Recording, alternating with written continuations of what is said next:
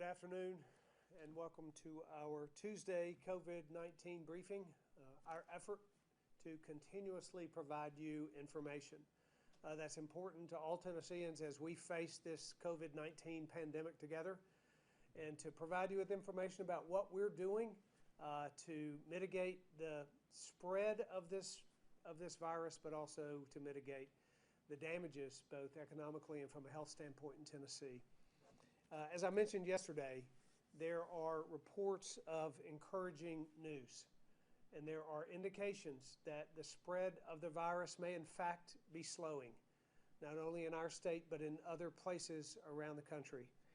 And these improvements give us hope for return to a normal life. But I want to remind Tennesseans that data changes rapidly.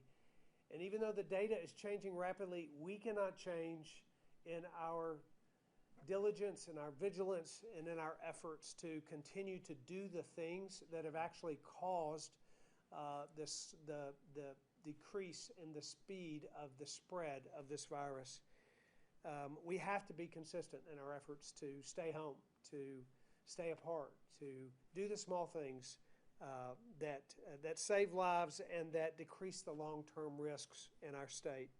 Every time you do those things, you move us a little bit quicker to the point in which we can get our state back on track again, and we believe that that is certainly coming. Today we have 4,138 confirmed cases. We have lost 72 Tennesseans to COVID-19, and there are now 466 recovered cases as well. So today I will be discussing efforts around unemployment benefits and our work to provide those benefits to Tennesseans that have lost their jobs. I'll also be talking about our stewardship of federal programs that have been put in place for small businesses, including this new Paycheck protection program that just went into place. You know, COVID-19 has caused many Tennesseans to lose their jobs, and we are seeing record spikes in the number of unemployment applications. It is a very difficult reality of what this pandemic has done. One of the real detrimental impacts that have happened to Tennesseans in the midst of this.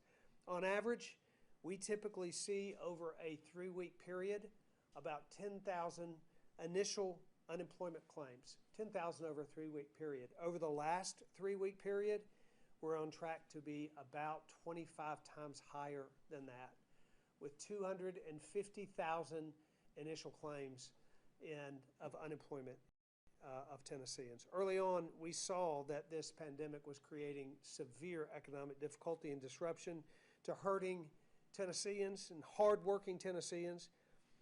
Early on, we extended unemployment benefits to those who were quarantined by a physician and were temporarily away from work. Also, traditionally, unemployment benefits include an additional week to distribute as we verify information, but we suspended that additional week, the regulations around that additional week, to help people get paid faster. But as the rate of unemployment claims escalates, our Department of Labor is projected to pay more than 100,000 claims this week, pay that many claims out.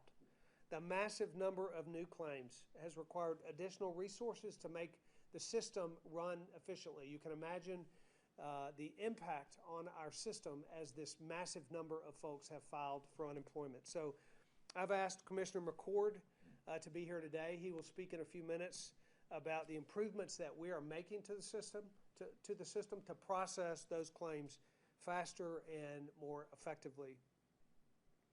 Congress came together last week and passed the CARES Act, and they have made more funding available and greater flexibility available for Tennesseans through this pandemic. Now, there's certain CARES Act provisions that are on track to be implemented as soon as next week. One unemployment issue that we're tracking really closely is the unemployment benefits for the self-employed, or for those who file a 1099. Self-employed Tennesseans need this assistance. We're working with the federal government to make sure that they get it. We are hopeful for a quick resolution to this. Commissioner McCord is going to speak to our efforts to advocate for the self-employed, as well as we implement guidance from the federal government. As that federal relief package makes its way to Tennessee, we want to ensure that small business owners have awareness of and access to the funds that can help curb the economic losses in our small businesses all over the state. In March, we completed our request to the SBA, the Small Business Administration, to officially pursue statewide relief opportunities for Tennessee small businesses. And our approved declaration ensures that loan assistance is available for small businesses in Tennessee, private and nonprofit organizations as well, with low interest loans up to $2 million in assistance per entity. This is really crucial to helping Tennessee businesses weather the temporary losses that they will incur as a result of COVID-19. And I do want to remind Tennessee nonprofits that they too qualify for those SBA loans. But in addition to traditional SBA loan assistance, the federal government has just launched something called the Paycheck Protection Program. This Paycheck Protection Program is a loan that's designed to provide a direct incentive for small businesses to keep their workers on the payroll.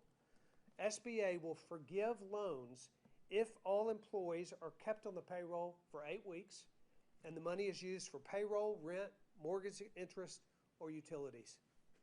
This went live on Friday. It's an unprecedented government initiative to provide financial assistance to small business community and others.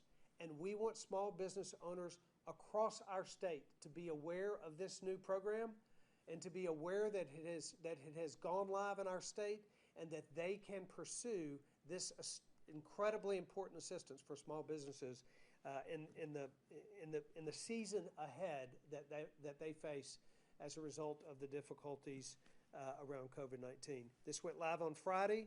The program authorized $350 billion in fully forgivable loans to help small businesses maintain payroll during the pandemic. Now, to put this in context, the SBA typically handles about $28 billion in small business loans in a year, so implementing this $350 billion loan program, and remember, these are forgivable loans if used correctly. To implement that program in the middle of this crisis is a major undertaking.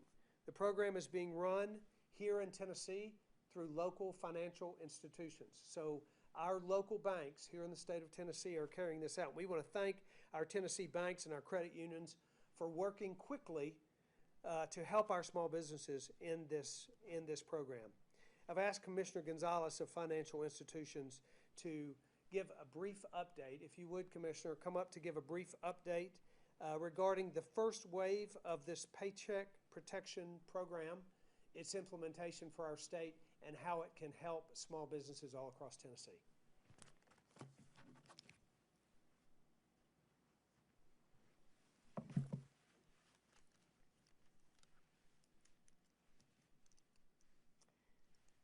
Thank you, Governor. Appreciate this opportunity to talk about this program. If I could, I want to give a brief update first with regard to the Tennessee banking system, as well as its role with respect to the Paycheck Protection Program. First of all, the condition of the Tennessee banking system is strong, and stronger than where we began 12 years ago before the Great Recession. And all that is a result of prudent financial management throughout Tennessee. Tennessee financial institutions are in a good position to facilitate relief to citizens. And the Department of Financial Institutions is working closely with all of our institutions to help them meet the needs of Tennesseans during this critical time. Let me briefly mention the SBA's Paycheck Protection Program. And as the Governor mentioned, this program just went into effect on Friday. So there's still a lot of work that's being done to make it fully functioning. But it is unprecedented to provide financial assistance to Tennessee's small business community as well as others. So working in partnership with the federal government, Tennessee banks are doing everything they can to process loan applications quickly, but businesses should expect that it will take some time for the program is fully functioning. Many banks were required to wait for the necessary approvals from the SBA to access the system, so they're not able to accept and process loan applications, some of them until this week, but we are seeing results. The banking industry has been working directly with Treasury and senior SBA staff since the launch of the program to address any and all system changes as they have come up. Despite the program being as streamlined as possible and to make borrowing as efficient as possible, banks will still need to verify that a customer is who they say they are and require payroll information for their loan application. All customers should be prepared to provide this information to verify their application. Each day, the process continues to improve, and I've seen this every day as we work with our banks in the state. If you are a small business that is affected by the coronavirus and you are interested in one of these loans in order to maintain your payroll, you should contact your banker. They will work with you to access the program or find another solution that best fits your circumstances. We urge Tennesseans to have patience with banks as they work to implement this new federal loan program and stay on top of all resources that are available to borrowers.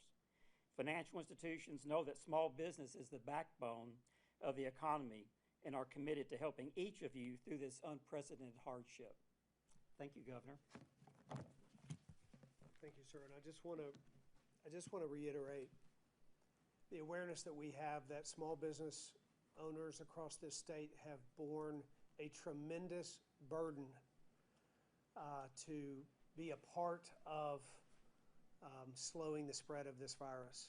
You've been asked in many cases to close your businesses, to cut back. Certainly the virus itself caused a tremendous slowdown in businesses across the state. And I want small business owners to know that we know you have borne the brunt of this, but we are working very hard with the federal government and with our own local institutions to make sure that we can assist you through this process and that we can actually be there to help you get your legs back under you and back on your feet when the time is appropriate. And we are committed to that process all the way through this pandemic.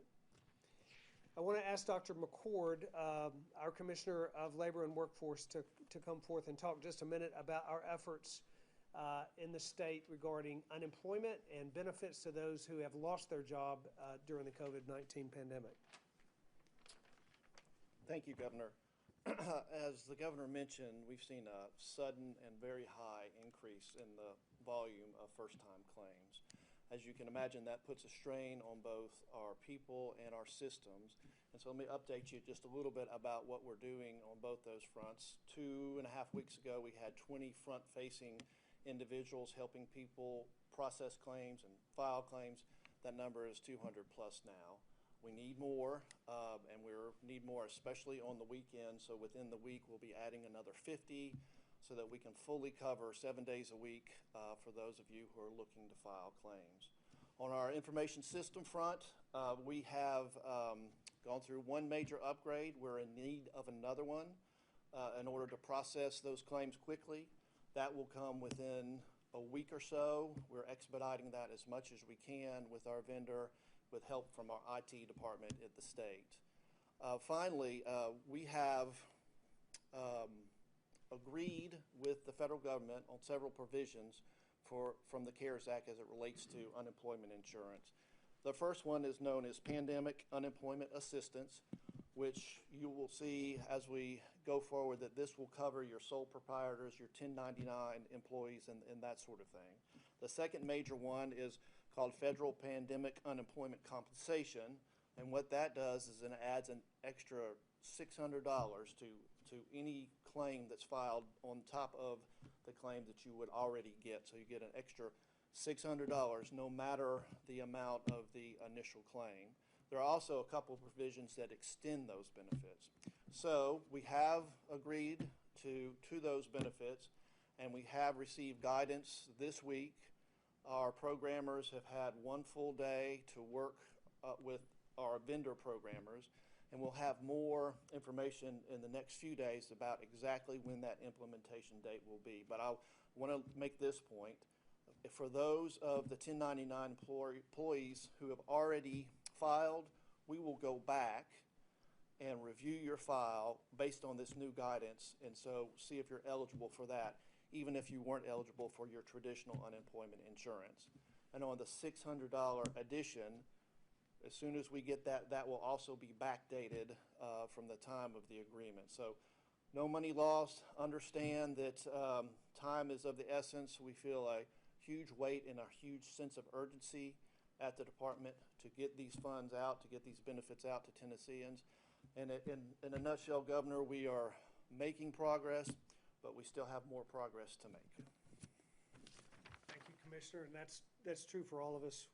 We want business owners and individuals who are facing real economic times, difficult times. We are making progress, but we have a lot of progress to make. The same is true on the health side of this crisis. And I'll ask Dr. Piercy to come up and give us an update on where we are from the health side, some of the numbers, some of the positive things that we're seeing happening. So, Dr. Piercy. Thank you, Governor. As the Governor mentioned, today's case count is 4,138. That is up over 300 from yesterday, but that's in the face of adding 5,500 tests in a day. That brings our total test amount to almost 53,000. Quite frankly, that's remarkable. We've got some new innovations coming in testing, some of which were received on site today, and we look forward to telling you more about that perhaps tomorrow or later in the week. Regarding our hospital assets, we're still in really good shape. 36% of our inpatient beds are open, 35% of our intensive care unit beds are open, and 75% of our ventilators are currently unused in the state. We also have 2 forthcoming data points later this week to share with you. Perhaps as early as tomorrow, we'll be able to release race and ethnicity data on our positive cases, and then later in the week, we expect to be able to report deaths by age range. We try to be very sensitive for patient privacy and balancing that with transparency, recognizing that this is a gray area and that this is new territory for all of us. And so we want to approach it cautiously, but with the public's interest in mind. Thank you. Thank you, Dr. Piercy. I'll close this portion of the remarks before questions just by saying that we're in unprecedented times. And it is a very difficult time, but I encourage Tennesseans to take heart. You know, hope is a powerful force in the midst of a storm, and we are in the midst of a storm. But take hope. We will overcome this. We will endure this. We will get through this. And we encourage you to do your part by staying apart and being a part of working together with every Tennessean to overcome COVID-19 in our state. Now, we'd like to open up the phone lines and take questions, please. And remember, we have members from our unified command group here, as well as labor and workforce and financial institutions and health available for taking questions as well. Thank you, Governor. First, we'll go to Kim Crucy with the Associated Press. Kim, your line is open. Hi, Governor. Let's see. Late last month, Commissioner Piercy sent a letter out basically warning against using hydroxychloroquine and other medications that have been thrown out there as possible cures for COVID-19. That letter was sent on March 26th. I was curious if that is the department for your administration's stance still about maybe advising against using these medications, or if that's going to be changing anytime soon. Dr. Piercy, you want to answer that? Hey, Kim. I think you're asking about chloroquine and hydroxychloroquine, which are medications that originally were produced for malaria, but are typically used for conditions like rheumatoid arthritis and lupus. You're correct. I did issue guidance that was in part with FDA and HHS guidance, encouraging Tennessee prescribers to prescribe that drug very cautiously and under guidelines. It not so much that it has to do with COVID patients, but because there is a large contingent of patients that need these medications for their very common conditions like rheumatoid arthritis and lupus. We want to be able to preserve the supply for these patients, and what we were seeing is that we were seeing a flood of inappropriate prescribing and hoarding, quite frankly. So we wanted to make sure that these patients had medication for these conditions, as well as if it does come out that this drug is going to be an effective treatment, we want to have a supply in order to be able to treat that condition later. Have you gotten any just real quickly though, have you gotten any pushback from providers saying we would like a little bit more freedom to do that, or what has been the feedback? No, ma'am. Really, the only feedback I've gotten several personal notes from physicians saying, thank you for doing this. We saw a flood of prescribing right after that first announcement was made. And in fact, I heard from personal friends that are physicians that treat rheumatoid arthritis and lupus patients thanking me for making sure people are going to still have access to those drugs. Thank you. Next, we'll go to Brett Kelman with the Tennessean. Brett, your line is open. Hi, this is for the governor and Dr. Piercy. Do you guys know if you are going to receive the 5-minute tests for coronavirus anytime in the near future? It was announced today that those are probably coming to Tennessee Walgreens, but I'm curious if the state has any and if they're coming. Hey, Brett. Yeah, we received our shipment today in the State Public Health Lab. It is limited supply. The CDC parsed those out, and it's my understanding that all states, the State Public Health Labs did get a shipment of those today. And so we expect those to come through our typical supply chains, maybe later this week or into next week. But yes, we do have that first batch on hand.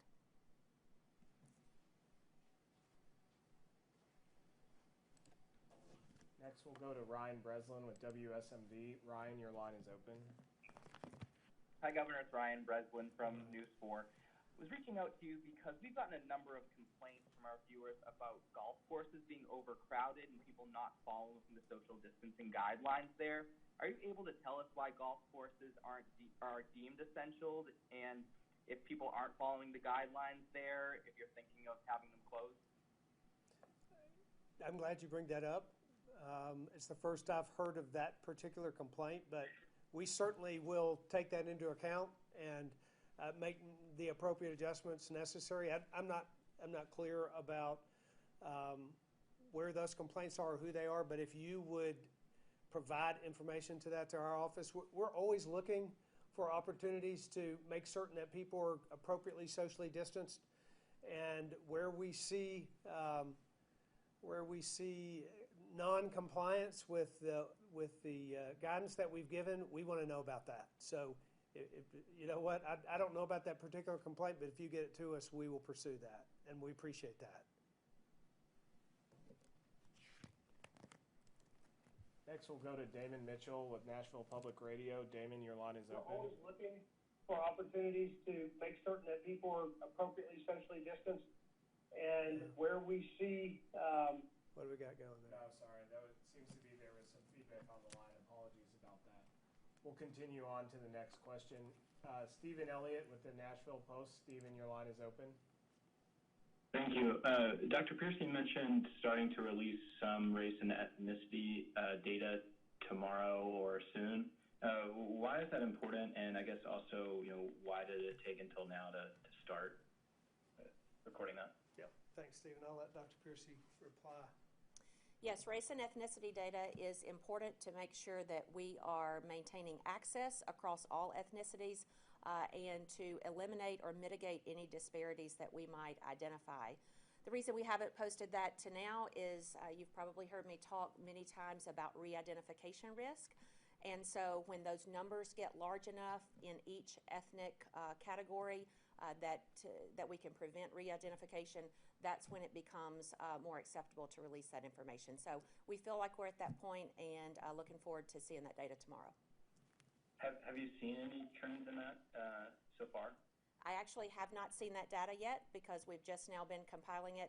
My epidemiologists have been looking at it on an individual basis, but this will be the first time that I've seen it in aggregate. Thank you. Next, we'll go to Sam Stockard with the Daily Memphian. Sam, your line is open. Yes, thanks, Governor. I believe the Sierra sent out something today calling for you to put a moratorium on utility cutoffs and also allow waivers for late fees and failure to pay bills, et cetera. Have you put any consideration into that? Well, the Public Service Commission announced earlier that they would, and I'll need to clarify that, Sam, regarding the extent to which that applies, but the Public Service Commission announced earlier that they would not be turning off utilities during this period of time, so I think that's been addressed already. Okay, thanks. I'll confirm that for you and let you know for sure, but I think that's accurate. Next, we'll go to Chris Bungard with WKRN. Chris, your line is open. Thank you, Governor, for taking questions. Yesterday there was something that kind of went by us, and I don't remember a question. You said ventilators, or you cited HCA for sending ventilators to New Jersey and New York. My question is how many? And I guess that says it's good news about the capacity of ventilators in Tennessee. I don't remember the numbers that they sent. It seems like they were 400 or something. There was a significant number that they sent. And as you know, HCA is a national company that has hospitals across the country. So that we are really proud that they're located here. But they are certainly a company that serves patients and communities across the country. You know, we do believe that we have a strategy in place to secure the appropriate number of ventilators that we're going to need. We talked about that a few days ago. We know how many ventilators we have. We know how many we have on order. We have suspended procedures in outpatient surgery centers so we can retrieve those ventilators and put them into place. All of those put us very close to the number that we believe that we're going to need. And in fact, those numbers were based on a previous model that is significantly been downgraded. Now, we know that data changes every day, so we continue to plan for the surge, and we're downgrading our belief of what that surge will be, but nevertheless, we are very much focused on making sure that we have equipment and supplies and PPE, and we're not going to stop in those efforts. We do think we have enough ventilators in Tennessee, but so we're very proud of the fact that HCA sent those ventilators up north. Real quick, if I may, quick question on the PPP from the Small Business Administration. Any ballpark figure when those folks might be able to get some sort of check? Commissioner Gonzalez, I'll let you answer that. You know more about it. The program just began on Friday. It's still evolving. It's still being developed. From what our people have been able to tell me, there have been thousands of applications in play, billions of dollars are at play. We do know that some funds have actually gone out. There's still some process that needs to be developed by the SBA, which I think is being worked on today. It may be resolved today. So there's a lot of activity that's going on. There's money that has gone out. There's more to be done. And I think we've just heard earlier today that Congress is looking at additional funding to be made here. Thank you. Next, we'll go to Jason Reynolds with the Murfreesboro Post. Jason, your line is open. Hello, Governor, Dr. Piercy. Thank you. I was wondering, the Nashville Davidson County Department of Health has been releasing case information such as zip codes and that was showing hot spots in their territory. And they were also mentioning how tracing was leading back to large events like churches and fundraisers where a large amount of people gathered and were infected. I was wondering if that sort of information is going to be available at some point to help Tennesseans make better decisions to sort of protect themselves. Yeah, that's a good question. So I heard two parts of your question there. One was about clusters and one was about zip codes. So on the latter question related to zip codes, that goes back to what I actually referenced just a few minutes ago on re-identification risk. So in large metro areas where there are multiple zip codes, that's much less of an issue. In our smaller rural counties that perhaps only have 2 or 3 zip codes in the entire county, that becomes a much bigger issue of re-identification. And so right now it looks to be that the most appropriate way to release zip code data, at least in a rural state like ours, is in metro areas. Related to clusters, you're exactly right. Many of the cases, particularly here in the Nashville-Davidson region, have to do with group events and can be traced back to a few weeks ago when people were gathering.